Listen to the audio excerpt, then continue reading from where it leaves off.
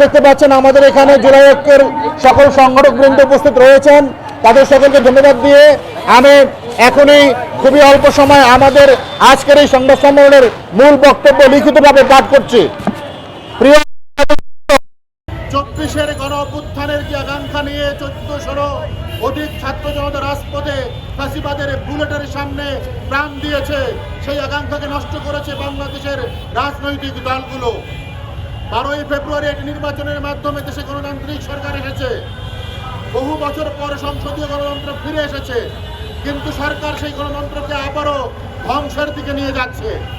প্রিয় সাংবাদিকবৃন্দ, আমরা দুঃখজনকভাবে দেখছি বাংলাদেশ আবারও ফাঁসিবাদ কাঠামোর দিকে যাচ্ছে।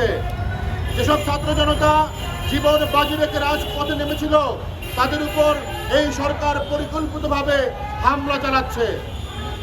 গত 23 এপ্রিল ছাত্রদলের নামধারী সন্ত্রাসীরা জুলাই ঐক্যের অন্যতম সংগঠক ও ডাকসুর সাহিত্য সংস্কৃতি বিষয়ক সম্পাদক মোসাদ্দেক আলী ইবনে মোহাম্মদ এবং সমাজসেবা সম্পাদক এবি জুবায়ের সহ ঢাকা বিশ্ববিদ্যালয়ের শিক্ষার্থীদের উপর ন্যাক্কারজনক হামলা চালিয়েছে।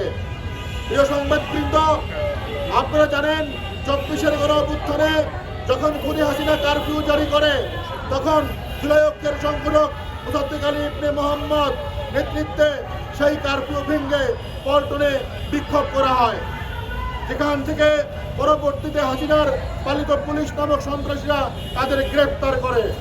সেদিনের ভিডিও ফুটেজ বিএনপি তাদের অফিসিয়াল ফেসবুক পেজে প্রচার করে। কিন্তু আমরা দেখতে পেলাম সেই বিএনপি ছাত্র সংগঠন শাহবাগ থানার ভিতরে প্রবেশ করে মোসাদ্দেক আলী ইবনে মোহাম্মদ, এবি জুবায়ের সহ সাধারণ শিক্ষার্থী ও সাংবাদিকদের উপর সন্ত্রাসী হামলা চালায়, যাদের কারণে আজ বিএনপি হচ্ছে মোসাদ্দেকের জুবায়ের কারফিউ না ভাঙলে, মোসাদ্দেক এবং জুবায়ের কারফিউ না ভাঙলে দেশের বর্তমান প্রধানমন্ত্রী তারেক রহমান লন্ডন প্রবাসী জীবন কাটাতে হতো। যে কারফিউ না ভাঙলে বর্তমান স্বরাষ্ট্রমন্ত্রী সালাউদ্দিন আহমেদকে ভারতের শিলংয়ে থাকতে হতো।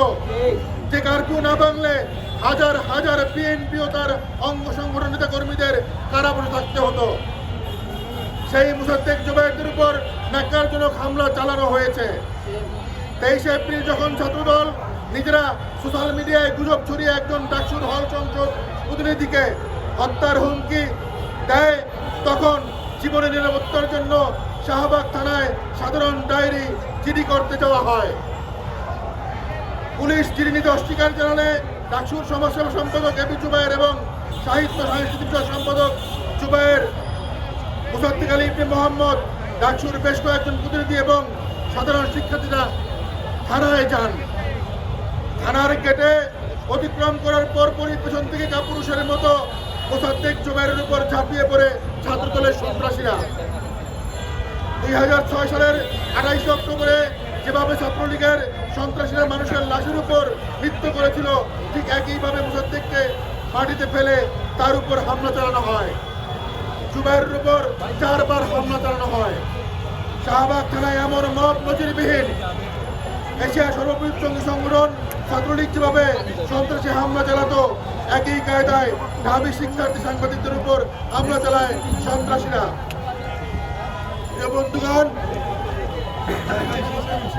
আমরা অবিলম্বে গণ অভ্যুত্থানের অন্যতম সংগঠক মোসাদ্দেক ইবনে মোহাম্মদ, এবি জুবায়ের শিক্ষার্থী সাংবাদিকদের উপর হামলাকারী সন্ত্রাসীদের গ্রেপ্তারে নিশ্চিত করতে হবে বলে দাবি জানাচ্ছি। একই সঙ্গে এই ঘটনার সঙ্গে জড়িত পুলিশ কর্মকর্তাদের বিরুদ্ধে তদন্ত করে জবাবদিহিতা বিচারের আওতায় আনতে হবে। অন্যথায় কঠোর আন্দোলনের মাধ্যমে প্রতিটি আঘাতের জবাব ছাত্র জনতার সঙ্গে নিয়ে এই জুলাই ঐক্য জবাব দিবে ইনশাআল্লাহ। সকলকে ধন্যবাদ। আসসালামু আলাইকুম।